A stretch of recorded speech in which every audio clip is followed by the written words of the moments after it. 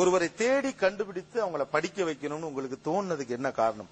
நான் வந்து ஸ்கூல்ல படிக்கும்போது நான் ஒரு பெரிய பிரைட்டான ஸ்டூடெண்ட்லாம் கிடையாது. பட் என் கூட வந்து ஒரு பையன் இருப்பான். நான் வந்து பேர் சொல்ல விரும்பல. பட் ரொம்ப அவன் அந்த கிளாஸ்ல அவன் தான் ஹீரோ மாதிரி. ஸோ எல்லாத்துலயும் ஃபர்ஸ்ட் மார்க். ஒரு ஹேண்ட் ரைட்டிங்னா அப்படி தூக்கி காட்டுவார். இதை பாருங்க ஹேண்ட் ரைட்டிங் எப்படி இருக்குன்னு சொல்லுவாங்க. ஸோ ஸ்கூல்ல வந்து எப்பயுமே காலேஜ்ல நல்லா ட்ரெஸ் பண்றவன் எப்படி ஹீரோவா, அதே மாதிரி ஸ்கூல்ல வந்து நல்லா படிக்கிறவன் தான் ஹீரோவா இருக்கும். ஸோ அவனோட ஃப்ரெண்ட்ஷிப் கிடைக்காத அப்படின்லாம் சுத்திட்டு இருப்போம். ஸோ அவன்கிட்ட வந்து என்ன அப்படின்னு நோட்ஸ் எல்லாம் கேட்டு வாங்கி இது பண்ணிட்டு இருப்போம்.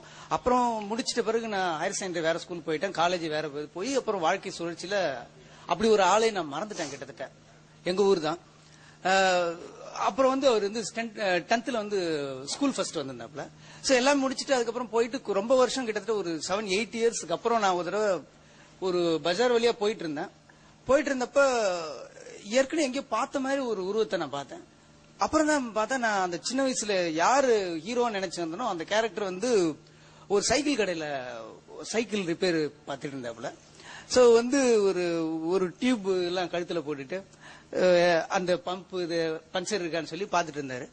ஸோ ஒரு டாக்டர் ஆவான் இன்ஜினியர் ஆவான் அப்படின்னு நினைச்சிட்டு இருந்த ஒரு கேரக்டர் வந்து ஒரு ஸ்டெதஸ்கோப் தொங்க வேண்டிய ஒரு கழுத்து வந்து ஒரு சைக்கிளோட டியூப் தொங்கிட்டு இருக்குன்னு நினைக்கும் போது ரொம்ப வேதனையா இருந்தது. ஸோ நம்மளால வந்து படிக்க முடியல. நம்மளால கேவலம் வந்து என்ன காரணம்னா பேப்பர், அச்சடிச்ச பேப்பர், பணம். ஸோ அந்த பணம் மட்டும்தான் வந்து ஒரு மனுஷனை வந்து தீர்மானிக்குது வந்து அவனோட கனவு நிறைவேறுமா நிறைவேறாதான்.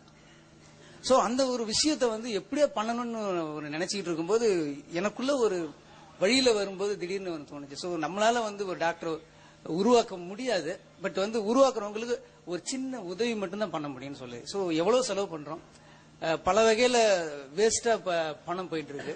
ஸோ அந்த வகையில வந்து ஒரு சின்ன உதவி ஒருத்தவங்களை டாக்டரை ஒரு சமுதாயத்துக்கு நம்ம கொடுக்க முடியுது அப்படிங்கிற ஒரு வாய்ப்பு எனக்கு கிடைச்சது. அந்த வாய்ப்பு வந்து அவங்க எனக்கு கொடுத்தாங்க. கிரேட். இங்க நீங்க ஷோவும் பார்த்துட்டு இருந்தீங்க. இன்னைக்கு இருக்கக்கூடிய சூழல், ஒரு குடும்பம் எப்படி இருக்கிறது, அதுல இருக்கக்கூடிய ஏழை பிள்ளைகள் நல்லா படிக்கிறாங்க, ஆனா அவங்க ஃபியூச்சர்ங்கிறது ஒரு கேள்விக்குறியா இருக்கு. காரணம் பணம், வறுமை. ஒரு பக்கம் சாப்பாட்டுக்கு கஷ்டம், அம்மா அப்பாக்கள் கஷ்டப்படுகிறார்கள். இதெல்லாம் கேட்கிறப்ப உங்களுக்கு எப்படி இருந்தது? நம்முடைய சூழல் எப்படி இருக்குன்னு நினைக்கிறீங்க? கோபம் வந்தது, அழுக வந்தது. சொல்லுவாங்க தனி ஒரு மனிதனுக்கு உணவில்லை என்றில் ஜகத்தினை அடித்திடுவோம்னு சொல்லி. ஆனா இங்க எவ்வளவு பேர் இருக்காங்க, எவ்வளவு கனவுகள், எவ்வளவு உழைப்பு அவங்க கையில இருக்கு. அவங்களால அவங்க குடும்ப நிலைமையெல்லாம் நம்ம வந்து கேள்விப்படும் போது ரொம்ப தாங்க முடியல என்னால வந்து. அதுல சில பேர்லாம் சொல்ற வார்த்தையை கேட்கும்போது நம்ம புக்ல படிச்சிருக்கோம், படங்கள்ல பார்த்திருக்கோம் அந்த வறுமையை வந்து அதை நேர்ல உணர்ந்தவங்க சொல்லும்போது வந்து ரொம்ப ரொம்ப மனசு கஷ்டமா இருக்கு. கோடி கோடியா போய் பணத்தெல்லாம் கொண்டு போய் நம்ம உண்டியல் எல்லாம் போடுறோம். எதுக்கு? கடவுளுக்கு எதுக்கு பணம்? கடவுள் தான் நமக்கு செய்யணும், நம்ம கடவுளுக்கு செய்ய தேவையே கிடையாது. இதோ சார் இருக்காரு, நிறைய பேர் வரணும் சார். நிறைய சினிமால மட்டும் நான் வந்து எமோஷனல பேசல, கோவத்துல பேசல. சினிமால மட்டும் ஹீரோவா இருங்க, ரைட்டு, அது ஒரு தொழில் இல்லைன்னு சொல்ல வரல. சூர்யா மாதிரி எல்லாருமே ஹெல்ப் பண்ணுங்க, தயவு செஞ்சு எஜுகேஷனுக்கு ஹெல்ப் பண்ணுங்க. இல்ல இந்த மாதிரி வந்து இவங்க நம்ம கிட்ட பகிர்ந்துக்கிறதுக்கு தான் நான் நன்றி சொல்லணும். நம்ம இவங்க சொல்றத வந்து கேட்கறக்கே ரொம்ப கொடுமையா இருக்கு, பாக்குறதுக்கு ரொம்ப கொடுமையா இருக்கு. அங்க வாழ்ந்துட்டு இருக்கவங்களுக்கு எவ்வளவு கொடுமையா இருக்கும். சோ எல்லாருக்கும் தெரியணும், பார்க்கணும், இதுல பகிர்ந்துக்கணும் அப்படிங்கறதுக்காக தான் இந்த நிகழ்ச்சி நான் நினைக்கிறேன். அது I really got emotional when she was speaking. அது என்னன்னு சொல்றேனே தெரியல எனக்கு. கள்ளக்குறிச்சி மாதிரி ஒரு பேக்ரவுண்ட், நீங்களும் கஷ்டப்பட்ட ஒரு குடும்பத்திலிருந்து வந்துற இன்னைக்கு ஒரு இடத்துல இருக்கிறீங்க.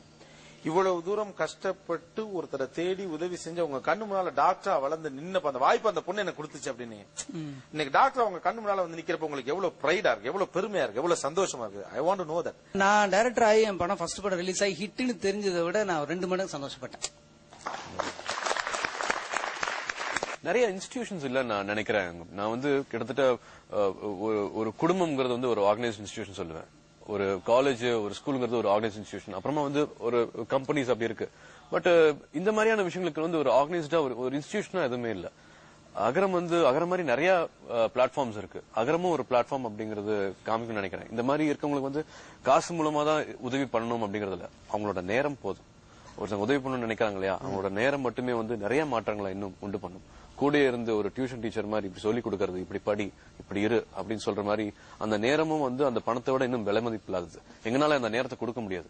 அந்த நேரத்தை கொடுக்கறதுக்கு வந்து நிறைய பேர் இருக்காங்க. அகரத்துல வந்து ஒரு 2000 பேர்கிட்ட வந்து வாலண்டியர்ஸ் இருக்காங்க. எங்களோட நேரத்தை நாங்க கொடுக்க தயாரா இருக்கோம் அப்படிங்கிற மாதிரி. அப்படி சரியானவர்களை கண்டெடுப்பது என்பது எவ்வளவு கடினமான வேலையா இருக்கு Surya? Is it easy? Volunteers வச்சு பண்ணிட்டு இருக்கோம்.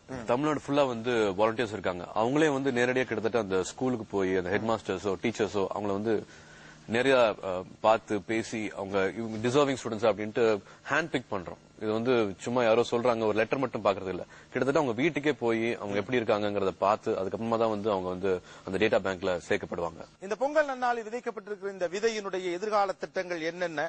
கஷ்டப்பட்டு ஏழ்மை நிலையில் படிக்கக்கூடிய மாணவர்கள் அடுத்தடுத்த நிலைக்கு செல்ல என்னென்ன வழி அகரம் என்னென்ன திட்டங்கள் வைத்திருக்கிறது? தொடர்ந்து பேசுவோம் இடைவேளைக்கு.